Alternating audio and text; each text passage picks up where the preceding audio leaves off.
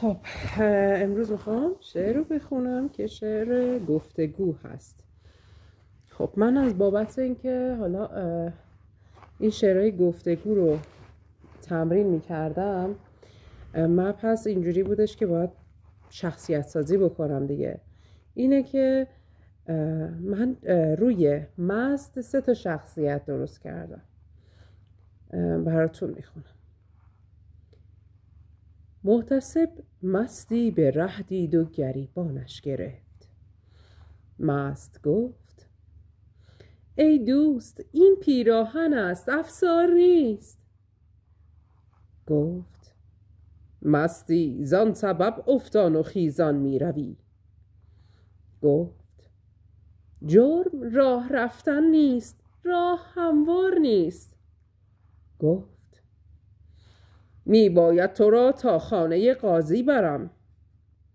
گفت رو صبح های، قاضی نیمه شب بیدار نیست. گفت نزدیک است والی را سرای، آنجا شویم. گفت والی از کجا در خانه خمار نیست؟ گفت تا داروغه را گوییم در مسجد بخواب.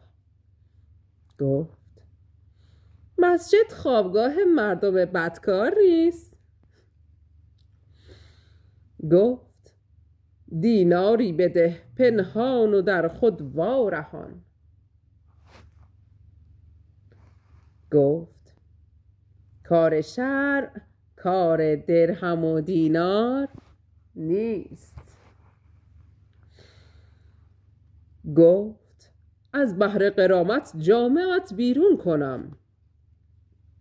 گفت پوسیده است، جز نقشی ز پود و تار نیست. گفت آگه نیستی که از سر در افتادت کلاه. گفت در سر عقل باید، بی کلاهی عار نیست. گفت می بسیار خوردی زان چنین بی خود شدی. گفت ای بیهوده گو، حرف کم و بسیار نیست. گفت باید حد زند هوشیار مردم مست را. گفت هوشیاری بیار، اینجا کسی هوشیار نیست.